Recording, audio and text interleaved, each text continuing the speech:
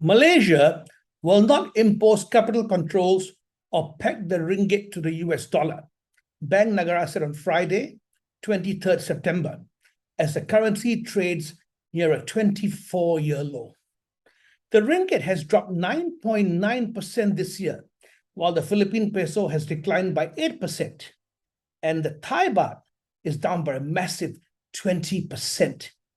The Indonesian rupiah is down 7.5% only, and the Vietnamese dong has dropped 10%, and the Chinese yuan is down 15.25%.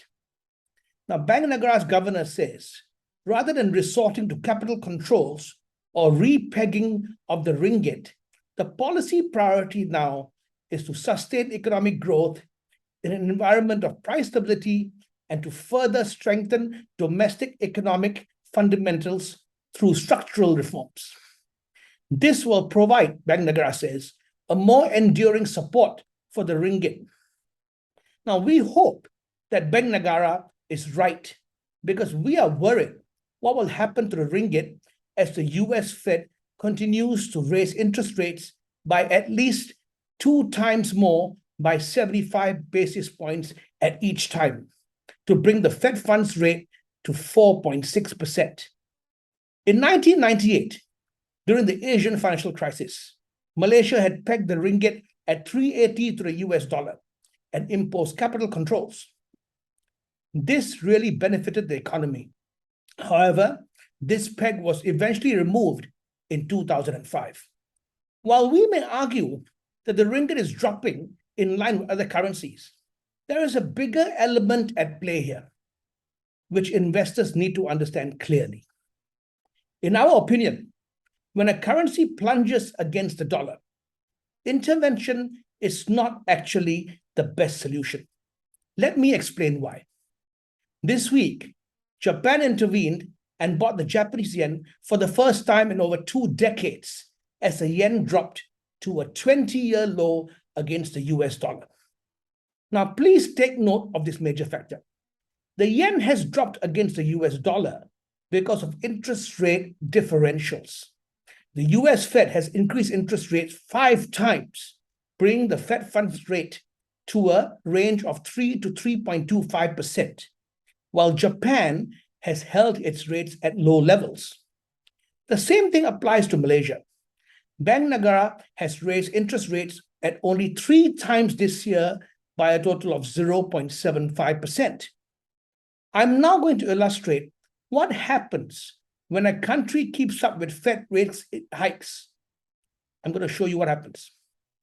The Monetary Authority of Singapore is expected to increase the Singapore dollar nominal effective exchange rate slope by 50 basis points in October. This is one of the reasons why big banks such as Citigroup, Goldman Sachs, and RBC Capital Markets are buying the Singapore dollar, expecting it to rise further. And what is even more interesting is that OCBC Bank sees Singapore stocks as a shelter, and it says the country will not have a recession. Now, fixed deposit rates for 24 months in Singapore dollars have surged to a 24-year high on the back of US rate increases and a hawkish MAS.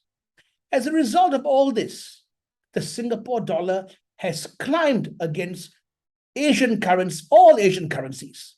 The Singapore dollar has climbed against all Asian currencies except the Hong Kong dollar, and it has dropped only 6% against the US dollar. So from here you can see what happens when a central bank keeps up with US Fed interest rate hikes. It benefits the country. Our Malaysian clients are concerned that the recent fall of the ringgit against the US dollar will bring about imported inflation.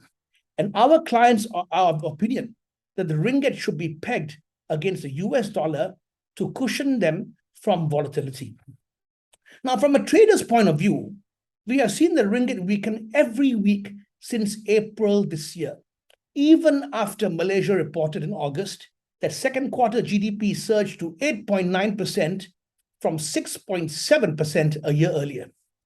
We would sincerely like to help Malaysian investors preserve their ringgit-based wealth, and enable them to make money from it. Contact us now at bit.ly/algotrader and subscribe to our YouTube channel at bit.ly/algowealth.